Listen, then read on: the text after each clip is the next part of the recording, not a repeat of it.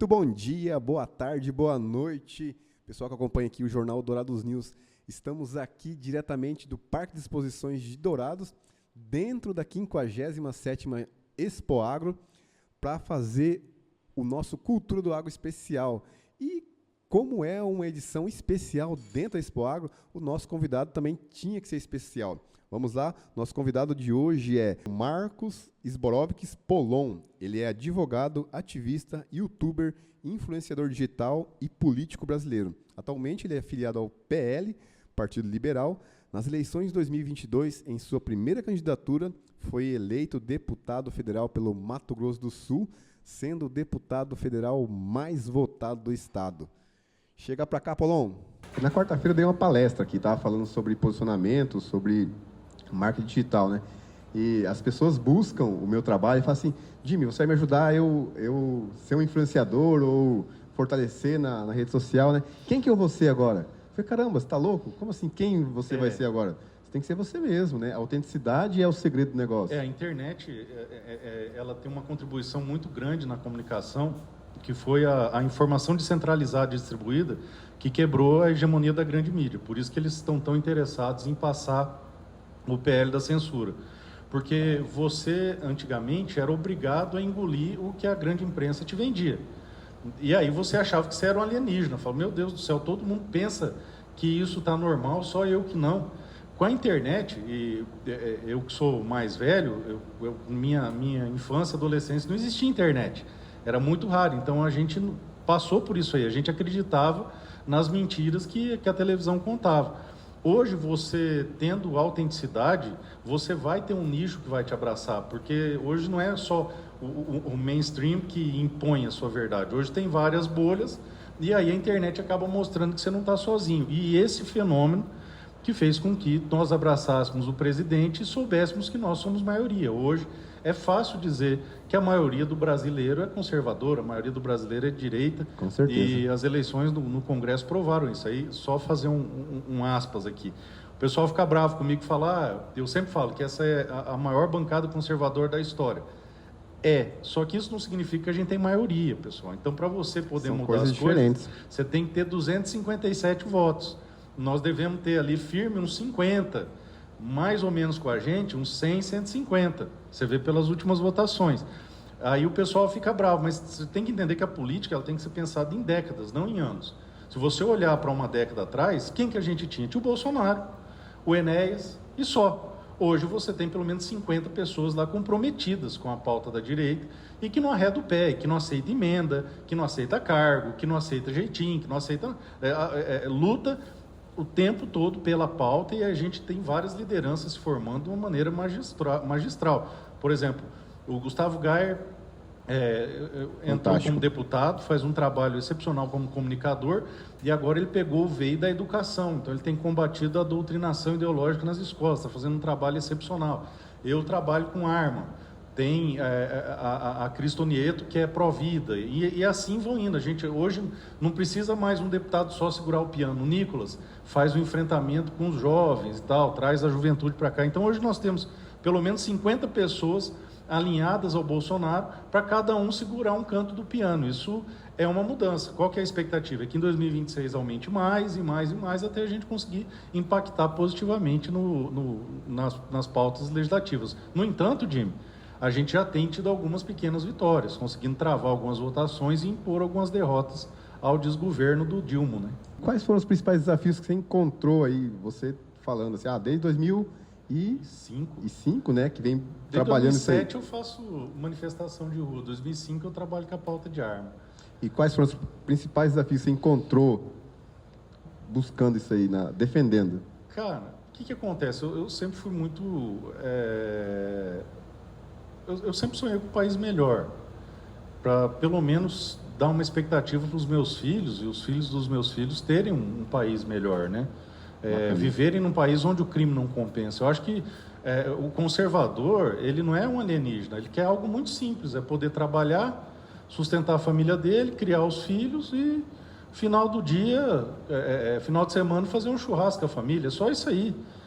E por isso os maus tomaram conta da política, porque a gente não costuma se envolver, a gente toca a nossa vida. Só que eu vi que quando os bons não entram, os porcaria tomam espaço. Então está na hora da gente começar a romper o comodismo e ocupar esse espaço. Pessoas de bem ocuparem esse espaço com propostas boas para impedir que o mal triunfe. Porque nós permitimos que chegasse no ponto que está, nós não nos envolvemos. Igual eu estava falando para você aqui antes de começar, eu nunca tive pretensão de ser candidato a nada. Isso foi uma conjuntura, foi por conta do meu trabalho, que foi indo até que chegou num ponto em que não tinha como... Não, foi natural. Foi natural, é isso. E eu costumo dizer, falei na minha campanha inteira, e não é segredo para ninguém, o Eduardo Bolsonaro chegou, botou a mão e falou, olha, eu acho que você tem que ir, e eu fui. E acredito que eu tenho feito um bom trabalho, tenho me posicionado adequadamente lá, tenho feito um trabalho aguerrido. Quando a gente não está nas comissões ou então no plenário, eu tenho estudado muito o regimento para poder saber pilotar. A direita está aprendendo a ser oposição, a gente que não tem essa experiência que a esquerda tem, só que a esquerda nunca teve oposição, então eles estão meio perdidos também, porque o pau está quebrando, a gente ocupa espaço. O jogo virou, né? O jogo virou, a gente está sempre se inscrevendo, então tem uma turma ali de uns 30 que todo dia está discursando, todo dia está indo para cima, então o pessoal muito alinhado, muito aguerrido, e isso é um processo. O maior desafio que teve foi eu romper esse preconceito de não querer entrar na política, porque eu era uma dessas pessoas que falava, política não é para gente decente, política não serve, tal, não sei o quê. Isso é uma das grandes transformações que o Bolsonaro fez na minha vida. Eu, quando conheci o Bolsonaro em 2014, falei, olha, tem uma pessoa séria aqui, tem um cara diferente. Na mesma ocasião, eu conheci o Eduardo, falei, puxa, o Eduardo é um cara sério, pessoas de bem fazendo política, e isso aí mexeu comigo. E ainda assim eu tinha muita aversão, falei, puxa, entrar na vida pública é complicado, porque tem muita maledicência, né? Existem coisas boas e coisas não tão boas, né? Exatamente. E aí o que acontece? Numa das palestras que eu estava fazendo, no meio da palestra, eu caí uma ficha. Eu falei, se vocês não se envolverem, se gente boa não entrar, nunca vai mudar. As pessoas boas têm que entrar. Aí uma pessoa da plateia pegou e falou assim, e por que você não entra? Aí eu falei, então, a minha parte é bastidor, não sei o quê. E acabou que Deus abençoou, que foi um alinhamento de um projeto que nós aceitamos o desafio, justamente por acreditar nisso, que a política não é lugar para pretensões pessoais. A política tem que ser um lugar onde você representa um anseio, você representa um grupo, você representa uma crença, um grupo de pessoas que acredita nisso aí. Eu acredito que não tem como dar errado, porque você já vem com uma proposta específica e tem um trabalho a apresentar. E aí, qual foi o meu maior desafio de campanha? As pessoas saberem que eu era daqui, porque eu sou nascido aqui e eu faço um trabalho de repercussão nacional. Eu lancei deputados em todo o Brasil, eu tenho núcleos organizados em todo o Brasil, eu andei todos os estados do Brasil para organizar o ProArmas. Então, muita gente aqui do Mato Grosso do Sul que me seguia, me acompanhava, achava que eu era de Brasília. Eu tinha essa aí. Ou então que eu era de São Paulo. Teve uma vez que eu estava chegando no aeroporto, aí eu estava ali pegando a mala, um cara falou, Polon, o que você está fazendo aqui em Campo Grande? Eu falei, eu moro aqui, eu sou daqui. Então, eu fiz esse trabalho muito para fora, e a minha preocupação quando eu fui candidato era dar tempo das pessoas saberem que eu era daqui e que eu era candidato. Por outro lado, como tinha muita repercussão nacional, teve gente do Brasil inteiro pedindo voto para mim aqui no Mato Grosso do Sul. Cara, que legal isso. Então, isso foi bem legal. Aqui na exposição mesmo, na semana passada, eu estava ali no nosso escritório, chegou um senhor e falou, cara, eu votei em você porque o meu primo lá do Acre é seguidor seu e me mostrou uma foto com o primo dele quando eu estive lá no Acre. Porque eu fui em todos os estados para montar o ProArmas, um por um, sem exceção. Caramba. E aí esse pessoal me ajudou, prestigiou e graças a Deus deu certo. Cara, e como você rodou o Brasil todo aí, quais foram os perrengues que você passou? Porque, rapaz, quando você está no trecho, quando você roda, acontece de tudo. Rapaz, e não foi só andar o Brasil todo. Foi logo que passaram alguns decretos do presidente alterando a forma de você andar com a arma. Instituindo o porte de trânsito, você podendo andar com a arma pronto uso. E o maior desafio na verdade, foi o seguinte, eu organizei uma manifestação no 9/7, todo ano ela é realizada, 9 de julho, né? Pelo direito à legítima defesa, pelo direito ao acesso a armas, por uma segunda emenda no Brasil, essas coisas. E aí tinham pessoas do Brasil inteiro lá. E caçadores, atiradores e colecionadores estavam sendo presos ilegalmente porque tinha muito policial que não conhecia a Lei 9. E aí eu falei no caminhão que eu não ia descansar enquanto eu não conversasse com todas as secretarias de segurança, todos os comandos da PM do Brasil inteiro, para entender que isso não é um favor, é um direito. Então não foi só andar o Brasil inteiro, foi andar o Brasil inteiro armado. E despachando arma em aeroporto e tendo perrengue, quase fui preso. Teve uma vez em Porto Velho que o policial federal não queria despachar minha arma porque falou que eu tinha que voltar para minha casa. Eu falei, não, meu filho, é outra rota aqui e tal. Aí acabou que ele me liberou. No outro dia eu fui conversar com o ministro da Justiça para explicar o problema. E assim a gente foi conversando com todas as secretarias de segurança, com os comandos da PM, para que as pessoas fizessem um termo de ajustamento de conduta, um POP, né? Procedimento padrão da PM, que é um normativo interno que a PM faz para orientar quais são os direitos. E a gente conseguiu fazer em quase todos os estados do Brasil, começando pelos estados do Sul, e teve um monte que eu quase fui preso foi 2 vezes, foi em Porto Velho e foi em Roraima. Mas aí, como eu já estava meio conhecido, o pessoal acho que me liberou. Mas eu cheguei a falar para a gente, falei, olha, eu tenho um entendimento que não dá. Eu falei, a lei está clara, está aqui. Ele falou, então vou quebrar seu galho. Eu falei, então, aí nós temos 2 problemas, ou pode para todo mundo ou não pode para ninguém. Né? Então, ou você me libera e muda o seu entendimento, ou o senhor vai estar prevaricando e liberar só eu. E aí acabou que a gente conseguiu resolver, depois acabamos tendo alguns inconvenientes lá, porque todo lugar que eu deixava uma coordenação para cuidar, para ver se o pessoal estava sendo bem atendido. Teve uma vez, essa é interessante, quando os estados eram mais complicados, eu ia com uma arma mais difícil de portar, que é para dar mais problema. Dá mais emoção. Dá mais emoção. Aí quando eu estava no Pernambuco, eu fazendo uma videoconferência, tinha 38 coronéis da PM, e aí um dos coronéis, que era responsável pelo Regimento do Sertão, falou, não pode, porque aqui se tiver armado, eu prendo, então, não sei o que. Eu falei, coronel, por gentileza, lê o artigo tal, inciso tal, linha tal. Aí um menino que estava na videoconferência leu. Aí eu falei, coronel, por essa razão eu estou com a minha arma alimentada, carregada, é pronto uso, estou aqui na rua tal. Você não está armado aqui agora não, né? Não, uma segurança tá. Mas normalmente eu tô.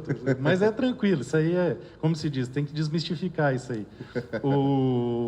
Mas o que aconteceu? E aí a gente acabou tirando esse preconceito, conversando com a polícia, mostrando que o atirador esportivo não é uma ameaça, que dá para fazer uma interação entre policiais e clubes, onde eles podem desfrutar do clube para treinamentos. A gente trouxe, através do meu coordenador lá de Pernambuco, vários cursos dos Navy SEALs para dar para a polícia especializada lá da PM. Que legal, hein, cara? Então, é sempre esse olhar voltado para a contribuição com a sociedade, com a segurança pública. Isso é uma bandeira que é muito forte no meu mandato, tanto que eu faço questão sempre de visitar as delegacias, os comandos da Polícia Militar, porque são essas pessoas que estão dispostas a tomar tiro para manter um pouco de ordem que tem hoje no Brasil.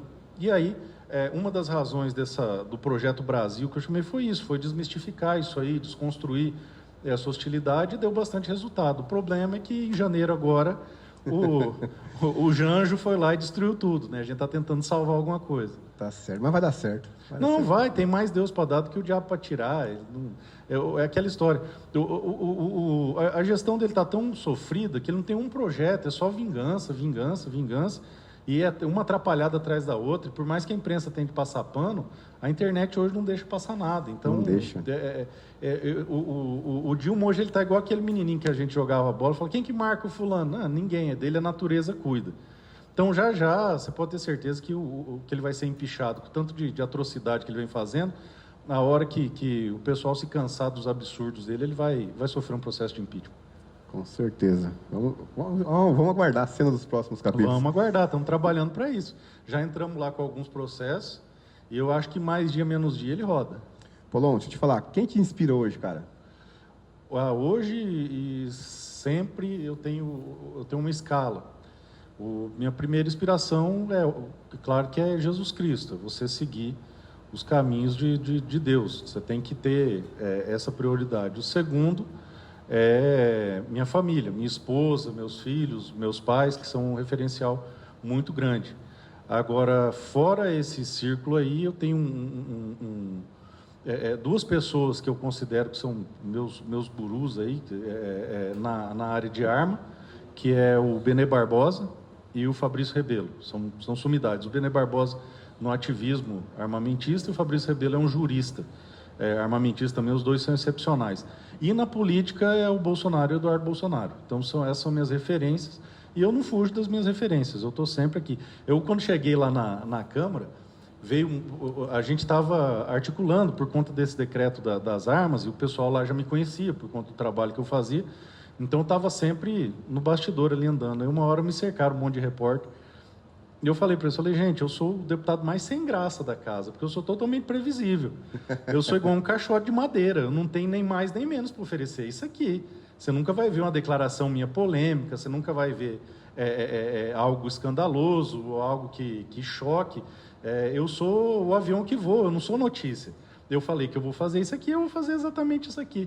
E aí, tenho tido um bom relacionamento com os jornalistas, mas eles viram mesmo que não tem muita coisa para falar de mim, porque não vai dar ibope. Não dá ibope, eu faço aquilo que eu falei que eu ia fazer. Então, é muito previsível. É fazer articulação para defender os valores judaico-cristãos, trabalhar para defender a vida, a liberdade, os direitos fundamentais e o direito à legítima defesa, a possibilidade de você ter uma arma de fogo para defender a sua vida e a sua família. Top, muito legal. Cara, e qual que é a primeira coisa que você nota numa pessoa quando você vai... Conversar? Conversar. Qual é a primeira coisa que você nota? Cara, duas coisas. O jeito que a pessoa te olha e como é que fica o movimento das mãos. Se a pessoa não olha muito para você, fica desviando o olhar e escondendo a mão e tal, não sei o quê. O que eu estou fazendo aqui? Não, você não está escondendo a mão, porque você está na posição de descanso, você gesticula para falar. Uhum. Mas, por exemplo, a pessoa fica botando a mão para trás, a mão no bolso, você já fica meio com o pé atrás, que é uma linguagem corporal meio... entrega que a pessoa está com segundas intenções. Mas o que acontece? Como eu rezo bastante, e você perguntou se eu estou armado, eu estou sempre armado, até tinha esquecido. Aqui, ó. Essa aqui é a melhor arma que tem para o cidadão usar. E aí Deus te protege, Deus te dá com livramento, certeza. Você acaba escapando dos enroscos. Então, uma coisa que, se você conviver comigo, você vai perceber. Você nunca vai me ver bravo porque alguma coisa não deu certo. Por quê? Quando eu tinha 33 anos, eu fiz um retiro com a minha esposa, e a palavra do retiro era Romanos 8:28. Todas as coisas concorrem para o bem dos que amam a Deus. Então, igual, a gente estava vendo, não deu certo. Você viu que eu não ligo? Tá tudo bem. Tá tudo bem? Perdeu o voo. Não é livramento. Tal coisa não deu certo. É livramento. Então, como eu falei para você, minha campanha inteira eu não perdi uma noite de sono. For falar para minha esposa, nossa, ele deve estar pilhado, ansioso, porque está chegando na reta final. Eu falo, não, dorme que nem uma criança. Por quê? Eu acredito firmemente que a nós compete o bom combate. A vitória pertence exclusivamente a Deus. Então, quando eu estou conversando com uma pessoa, eu sou o mais transparente possível, converso a real mesmo, igual eu recebi um grupo ali de umas 30 pessoas, né? Umas 30 pessoas de várias cidades, e o pessoal querendo falar de sucessão de município, vereador, tarará, tarará. E aí eu peguei e mandei um sincericídio ali. Falei, gente, não é assim que eu trabalho, eu não acredito em projeto pessoal, se não for algo construído não vai. Então é justamente esse perfil que eu não quero. E expliquei para o pessoal qual era o perfil que tinha que se construir. Aí o pessoal já fala, nossa, como é que o pessoal fala? O sujeito é rude, mas não é. No final as pessoas até falaram, puxa, a primeira vez que alguém manda real desse jeito mesmo. Então o pessoal gostou da abordagem porque sabe que comigo não tem meia conversa. Por que eu faço assim? Porque o que for bênção, Deus vai encaminhar. E o que não for, Deus vai me livrar. Então, normalmente eu reparo como é que a pessoa trata a família. Por exemplo, eu gosto muito do pessoal do sindicato aqui, porque o Ângelo, ele foi meu professor de biologia quando eu fiz o ensino médio. Então, é um cara que sempre foi muito gentil, muito gente boa, muito cuidadoso, muito atencioso, uma pessoa de um coração muito generoso. E aí você observa isso nos atos dele. E tem o Michael, que também é do sindicato aqui.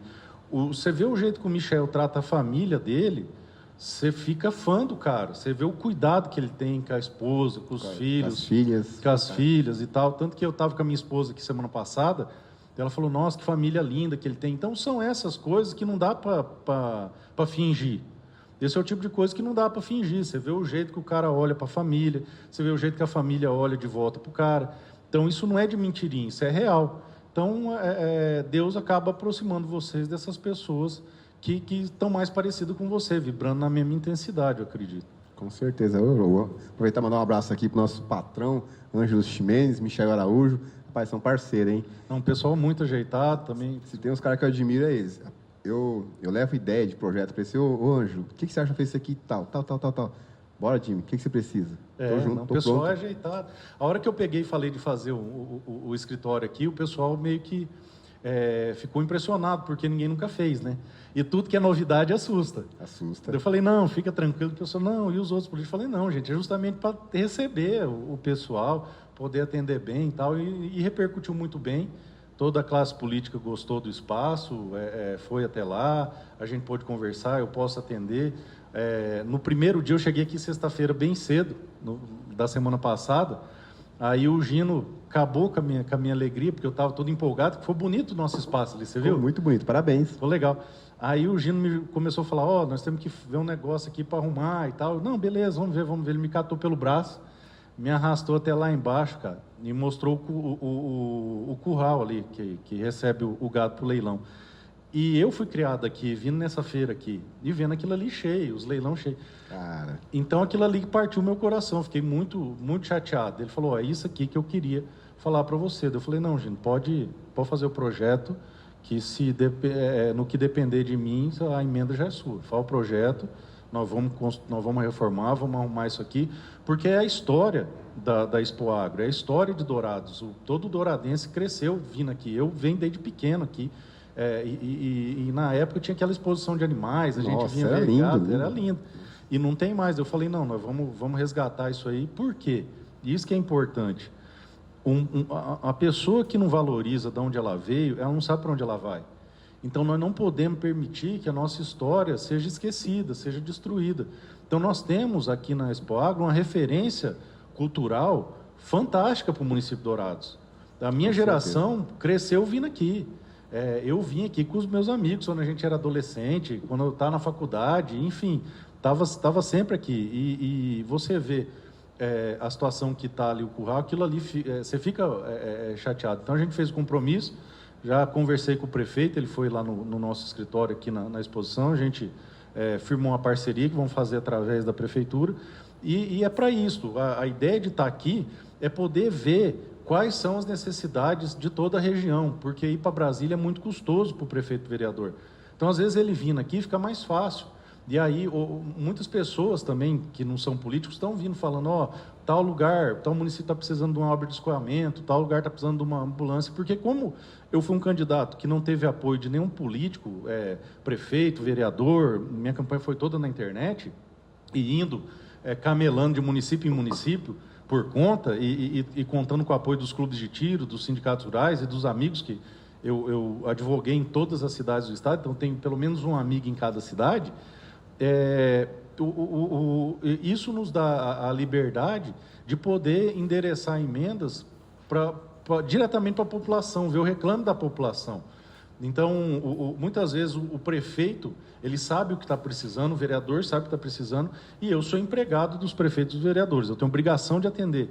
Mas eu estando aqui perto, eu posso ouvir da população. Falou, nosso bairro está assim, a saúde está assado, precisamos mexer isso. Por exemplo, hoje eu atendi um pessoal que veio pedir algumas providências administrativas que eu posso resolver com prefeitos, com vereadores, com governador, e isso não envolve nem emenda. Então, essa a razão de ser de eu estar aqui hoje, poder retribuir a confiança que as pessoas deram em mim, para atender nessas pessoas, saber qual que é a demanda e o que eu posso fazer para ajudar. Porque, volto a dizer, se você for candidato de você mesmo, se for um projeto pessoal, não prospera. Você tem que ter a pretensão de servir as pessoas. Esse é o primeiro passo. Bacana, que fantástico. E o que mais te incomoda no mundo de hoje?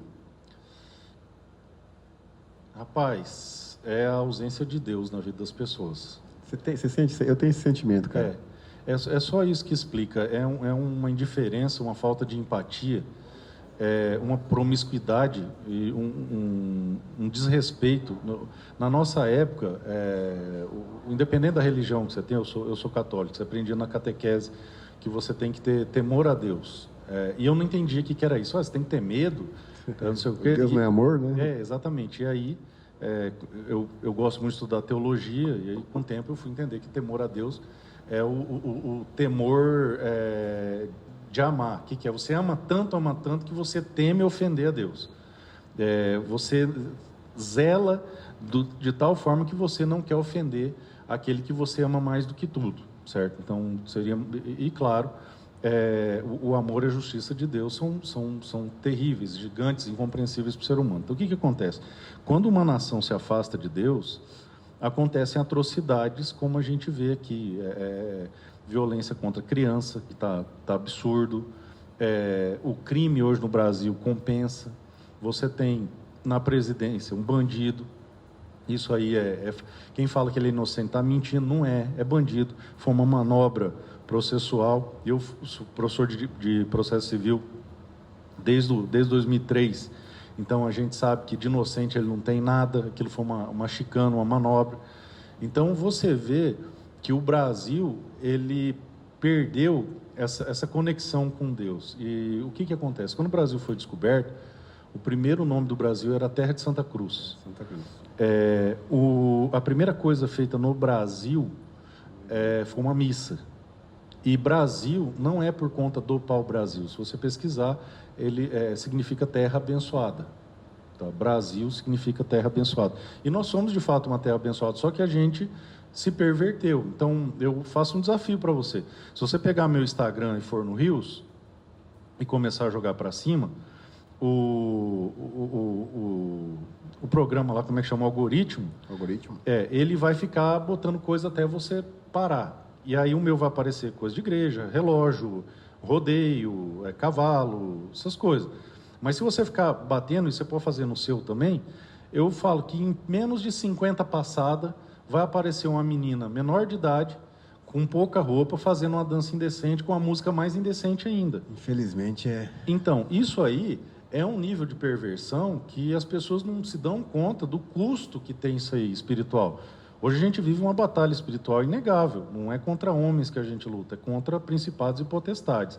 Então, o que acontece? Quando teve aquele carnaval, acho que em 2019, que eles fizeram um capeta arrastando a imagem de Jesus, eu falei para minha esposa, o Brasil vai pagar muito caro por conta disso aí. Então, a gente fica triste com o que aconteceu na eleição, mas muitas das vezes Deus permite o mal, porque desse mal ele consegue tirar algo melhor. Então, eu acredito que nós vamos sofrer muito, vamos penar muito, mas eu espero que esse sofrimento resgate um pouco o povo brasileiro, que está muito devasso, muito perdido. Se você for no Paraguai, você vai ver que a cultura geral do Paraguai é muito mais decente que a nossa. Sim. É um pessoal bem mais... Eu sou paraguaio. Então, é um pessoal bem mais recatado, bem mais respeitoso das coisas. No Brasil está uma bagunça. Tradições, né? Exatamente. E no Brasil a gente deixou isso se perder. Então, qual que é a maior oposição que a gente pode fazer? Qual que é o maior símbolo de resistência que a gente pode fazer? É ser um homem comum com uma mulher comum, com seus filhos comuns, igual o Chesterton falava. Esse é o maior ato de resistência que tem. É você ter uma família tradicional, criar seus filhos, cuidar da sua esposa, desempenhar o seu trabalho com honestidade. E é isso que eles não suportam, é isso que eles odeiam. E eles vão tentar nos destruir de todo jeito. Só que, como eu disse a você, por que eu não me desespero? Porque Deus só permite um mal se desse mal ele poder tirar um bem maior. Então, o maior mal que aconteceu na face da terra foi a crucificação de Cristo, certo? E desse mal surgiu a salvação da humanidade. Deus permitiu que a humanidade fosse resgatada pelo sacrifício de Jesus Cristo. Então você percebe que nós vamos ter um período muito ruim? Vamos. Só que eu acredito que esse período ruim vai permitir que a direita aprenda a fazer oposição, aprenda a fazer uma luta aguerrida, aprenda a se organizar, deixe de lado algumas vaidades, porque tem muito ciúme bobo, tem muita rusga sem sentido. Ah, mas eu não gosto dele porque ele tem tal coisa. Tudo bem, tira tal coisa. Se você ficar procurando na outra pessoa só as diferenças, você não vai conviver com ninguém. Se eu ficar procurando só as diferenças, eu não convivo nem comigo, porque o eu de hoje não é o mesmo eu da semana passada. Você está em evolução. Então, a direita tem que começar a procurar o que nos une, o que nos agrega. O dia que a gente vencer a batalha, que a gente for plena maioria, igual hoje no Brasil, só tem partido de esquerda, tem um ou outro que é de direita, 2 ou 3. Quando a gente for, a extensa maioria, tiver 30 partidos de direita, tiver 1 ou 2 de esquerda, aí a gente se mata. Mas até lá, nós temos que aprender a conviver, temos que aprender a nos unir, temos que aprender a unificar. Tanto que, se você olhar no meu Instagram, quando eu fui conversar com o presidente, acho que foi mês passado, você vê que eu não falo de candidatura, não falo de cargo disso, de cargo daquilo, eu falo de um propósito maior, que é buscar a unificação da direita no Mato Grosso do Sul. Está destacado lá no meu Instagram, quem quiser ir olhar vai ver. Então, o que eu estou fazendo? Todas as lideranças de direita do Estado eu estou convidando para imbuir num único propósito, caminhar junto, para a gente construir base com prefeitos, vereadores, para 2026 a gente conseguir dar uma resposta à altura e se livrar dessa maldição que recaiu sobre o Brasil. Aí. Muito bem, que top. Aproveitar e mandar um abraço para nossa patroa, Andréia Medeiros. Eu sou muito grato a Andréia. Andréia, assim como o Michael, o Ângelo, é uma das pessoas que, quando eu chego com uma ideia doida lá, ela fala, Jimmy, o que você... Bora fazer. O que você precisa? É só fazer. Andréia, um abraço. Essa semana não está com a gente aqui. Esteve no começo, veio aqui. Eu conheci a semana passada, lá no baile, ali no show. Muita gente. Vocês estão com um camarote inteiro ali, né? Camarote AgroDeNews. Ô, Yas, tem ainda camarote para amanhã, para hoje? Chique. Rapaz, e lotou. O pessoal gostou demais do nosso camarote. Não, ficou muito bom. Eu tive lá, tive a oportunidade de conhecer ela, tá? De parabéns pelo trabalho. Conseguiu construir, e no Brasil é muito difícil construir, porque no começo todo mundo atrapalha. E aí depois, quando você consegue se destacar, que é o caso de vocês, todo mundo acha que é fácil, né? Mas não é. Essa gurizada de hoje em dia... a gente estava falando sobre isso aí na quarta-feira, né? As pessoas acham que tudo vem da noite pro dia, né? Aquela história. Aí olhando você conversando aqui... O sucesso só vem antes do trabalho no dicionário, né? O rapaz estava falando que ele vendia vinho há 30 anos, agora o sucesso vem da noite pro dia, depois dos 30 anos. Pois é. Você conhece essa história aí? Não, muito legal. Não, ele estava comentando, né, que eu me perdi na história lá, mas falou assim, rapaz... Faz 30 anos que eu estou camelando, agora que deu certo, o pessoal fala que deu certo da noite pro dia. Deu certo da noite pro dia. Minha candidatura foi meio assim, eu tenho 20 anos de trabalho nos 3 segmentos, que é nas igrejas, eu fui coordenador de pastoral, catequista, fui professor universitário, no agro, que eu atuei na área por 20 anos, no ativismo também e na questão da pauta de armas. Então, apesar de eu não ter sido candidato nunca, eu tenho 20 anos de trabalho nas costas. E o pessoal fala, nossa, foi de repente, né? De repente. Aí, ó, cara, primeira vez, foi sorte. É aquela má, o pessoal vê as pingas que a gente toma, mas não vê os tombos que a gente leva. Não vê, isso aí não vê, não. Deixa eu te perguntar, ontem eu estava com os clientes nossos lá em Carapó, aí eu comentei que ia estar entrevistando um senhor aqui, né? Ele falou, Jimmy, leva uma pergunta nossa para eles lá, nós produtores. O que a gente vai ter um amparo, a gente está preocupado com esse cenário, com esse governo, existe algum projeto para ajudar? Vamos olhar o cenário, nosso mercado hoje, a precificação que está, a comercialização. Está bem complicado. Uma das complicações é que o Janjo, né, ele não tem um plano de governo, ele tem um plano de vingança. E ele botou um alvo em alguns setores. O tiro esportivo foi um, as lojas de armas foi outro e o agro foi outro. Tanto que você vê as declarações, é uma pior que a outra. Caramba. Até a Embrapa eles já xingaram. E a Embrapa, não tem como não gostar da Embrapa. Até tive o pessoal da Embrapa hoje, falei, gente, vocês viram que o Sted ele falou da Embrapa no evento do governo esses dias? Pois é, até a Embrapa, que ninguém pode falar mal, eles estão atacando. Então, o que acontece? Nós vamos passar por um período difícil, tá?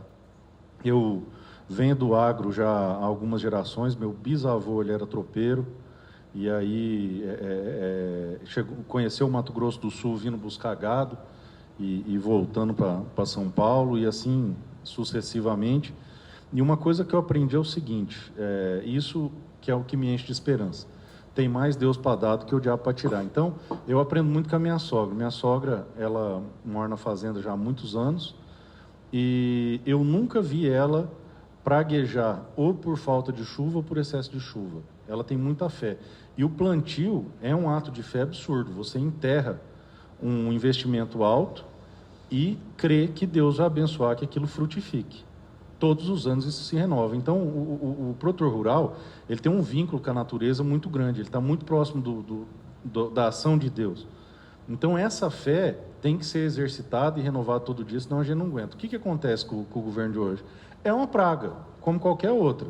É igual tivemos helicoverpa aqui, igual tivemos ferrugem, igual tivemos uma fitosa, nós vencemos. Foi custoso? Foi, mas nós vencemos. Nós vamos vencer essa praga. É preocupante porque, por exemplo, nós já estamos avançando aqui para o meio do ano quase e ninguém tem uma previsão do plano safra. Não há nenhuma conversa, não há nada, não desenvolve. E toda vez que ele abre a boca para falar é para bater no agro. É para criticar, é para falar mentira. Falou que o princeso dele lá, o ministro dele lá, foi desconvidado da feira e não foi, é mentira. Não foi porque arregou, ficou com medo de disputar a popularidade com o Bolsonaro e não foi. Prestigia movimentos terroristas, prestigia invasão de terra. Então, é uma praga que vai passar como todas as outras pragas passaram. E, nesse período, a gente tem que estar junto. Qual que é o que nos socorre hoje? Hoje, a maior frente parlamentar do Brasil é a FPA, Frente Parlamentar da Agropecuária, que tem mais de 300 congressistas. Certo. Eu tive a grata surpresa de, mesmo no primeiro mandato, compor a diretoria da FPA. E eu sou responsável pela pasta de segurança no campo, na FPA, por conta desse trabalho que eu faço de legislação de controle de armas. Tem um trabalho de mais de uma década que eu faço sobre segurança no campo, explicando como é que você protege a sua fazenda. A minha palestra aqui na feira foi sobre isso, sobre segurança no campo, como que você faz todo esse preparativo. Então, o que acontece? A gente sabe que o período é ruim. E essa pergunta que você me fez foi feita para o pessoal de Maracaju, quando eu estava dando entrevista numa rádio lá de Maracaju, o que falar para o produtor rural nesse cenário. E, com toda sinceridade, eu posso dizer, não percam a fé. Não percam a fé. Vamos continuar acordando cedo, vamos continuar trabalhando. De cada 5 pratos de comida servindo no mundo, 1 é produzido no Brasil. Com certeza. Nós temos condição total de manter isso aí. Os prognósticos que se avizinham, e muitas das vezes podem não ser alvissareiros, mas a gente sempre tem que acreditar, porque senão a nossa atividade perde a razão de ser. E o exercício da produção rural é um exercício de fé, acreditar que as coisas vão se alinhar, que o clima vai colaborar e que tudo vai dar certo. Então, nós temos hoje no Congresso uma bancada muito comprometida com o agro.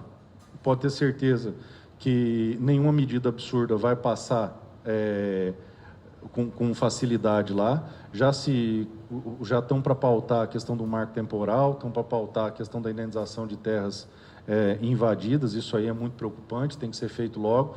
O grande problema hoje tem sido a forma que o STF tem se miscuído em questões que são de competência do Legislativo. Isso é ilegal, isso é imoral, isso é inconstitucional, eles não poderiam estar fazendo isso.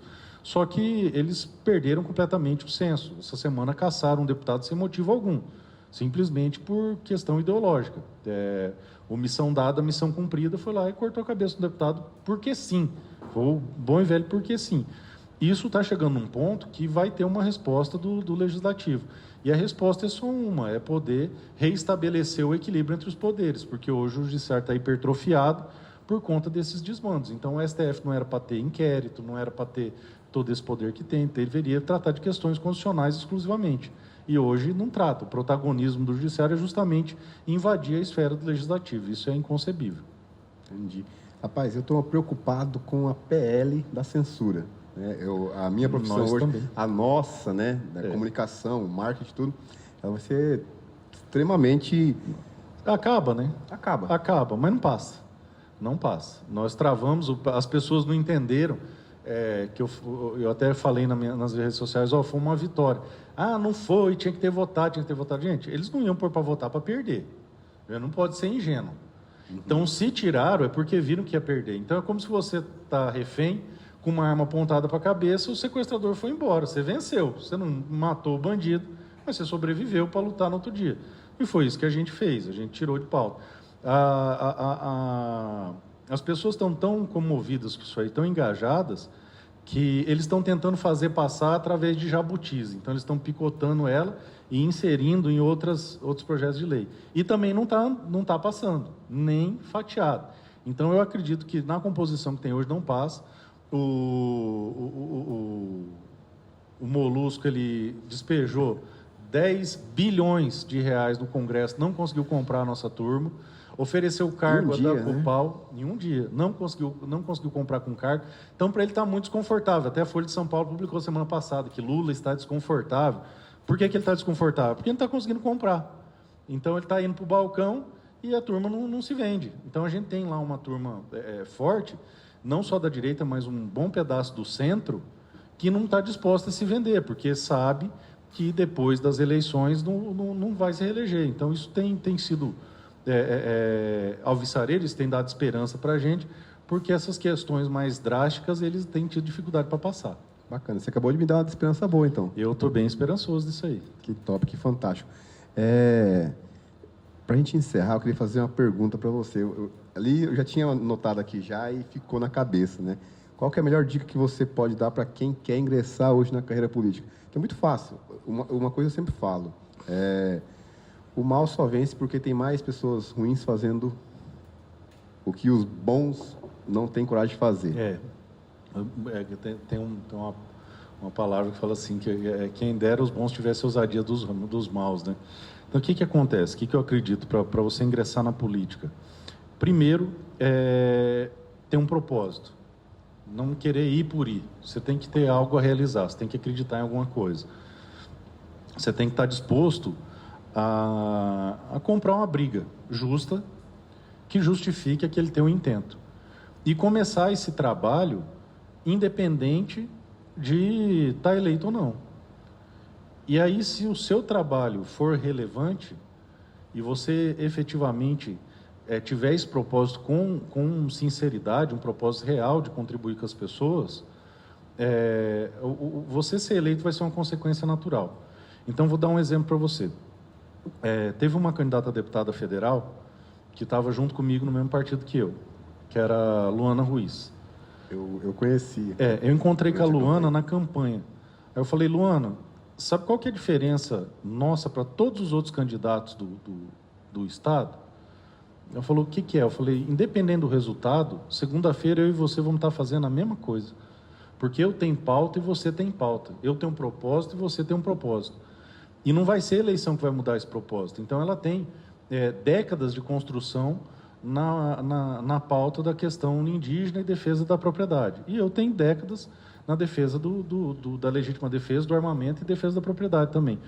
Então, o fundamental é você primeiro se conhecer e saber qual que é o seu propósito, o que você tem a oferecer, qual que é o seu nível de contribuição com a sociedade, o que você vai... vou fazer o bem, balela.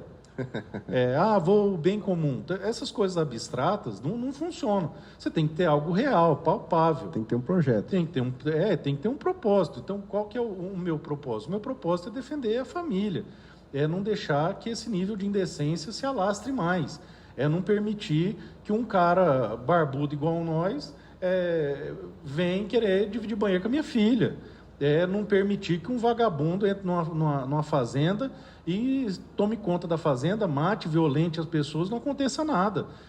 Permitir que o pai de família possa ter uma arma para defender a sua vida, a vida dos seus filhos, a vida da sua esposa, a sua propriedade, defender sua casa. Então, esse é um negócio que eu acredito e isso está muito arraigado na minha essência. Então, o que eu creio?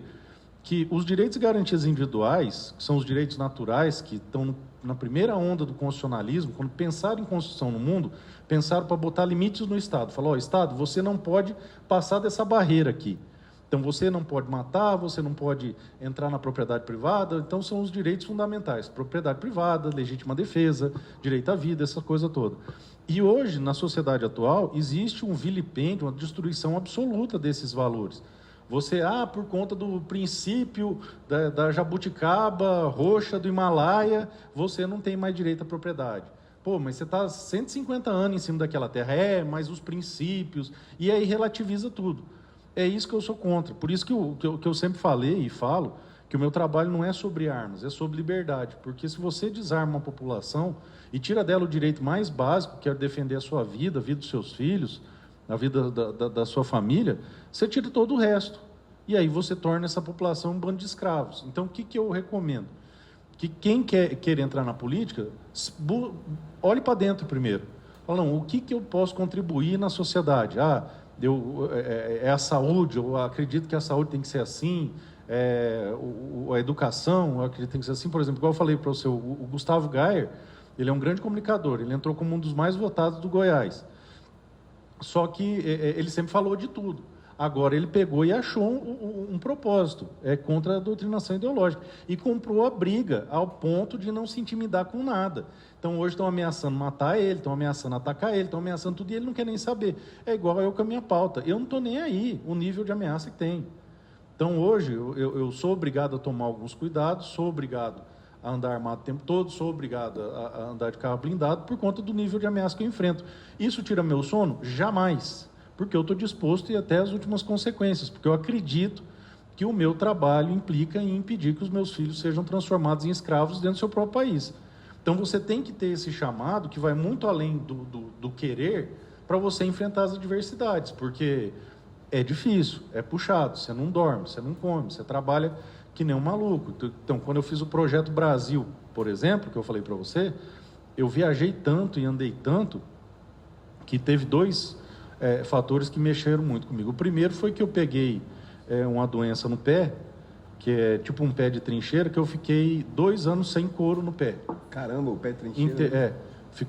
Meu pé ficou inteiro, os 2 pés sem couro nenhum. Aí eu andava, enchi o sapato de sangue, isso 2 anos. E eu tocava e pau, e não queria nem saber. E a outra coisa também que me perturbou muito foi um dia que eu cheguei em casa, eu estava vindo do Ceará. Aí eu cheguei em casa, toquei a campainha, minha filha caçula saiu e falou, mãe, tem um moço aqui fora. Poxa, isso dói, hein? Isso dói, isso aí arrebenta. Mas se você não tiver um propósito maior que você, mais forte que você não aguenta. Então, por que eu faço o que eu faço hoje?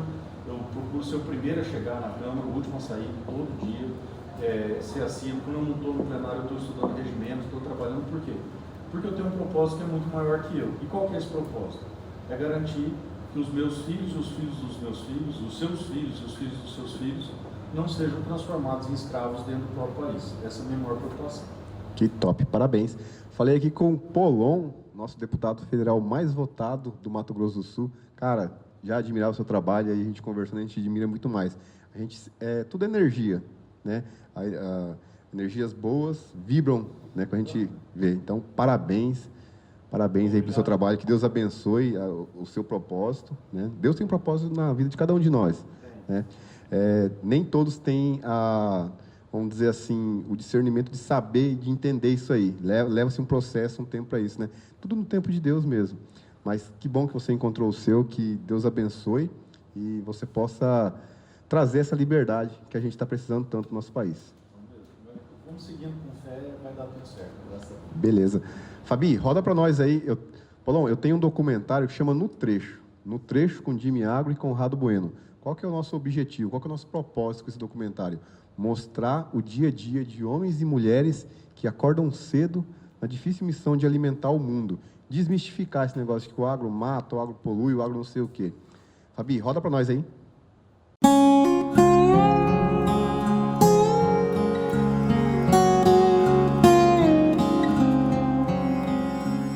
Há um tempo atrás, tive a ideia de rodar todo o estado do Mato Grosso do Sul em busca de acompanhar o dia a dia de homens e mulheres do agronegócio e mostrar a paixão deles pelo campo. Eu descobri que eu tinha muito mais capacidade de fazer ainda mais do que aquilo que eu fazia, não só ser mãe e dona de casa. Eu descobri que eu poderia fazer tanto quanto as outras pessoas da família.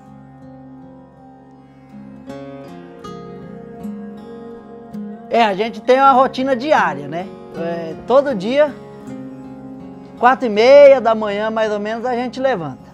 Aí você vai organizar a ração, você tem que passar uma água na ordenha, monta toda a ordenha.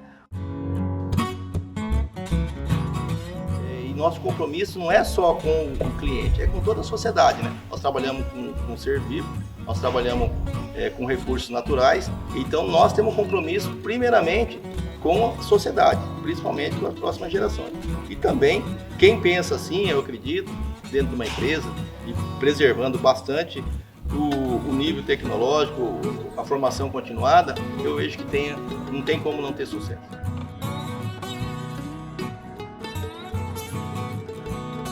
Particularmente meu, da diretoria também, né? É o projeto Fazendinha, por ter estimulado outros sindicatos a abrir também, a montar a unidade demonstrativa do projeto Fazendinha.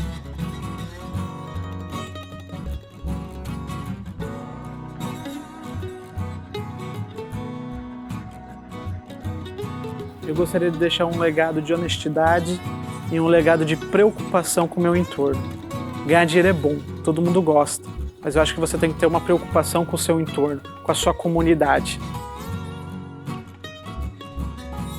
Sozinho ia ser muito sem graça, então convidei o cantor Conrado Bueno para correr o trecho comigo.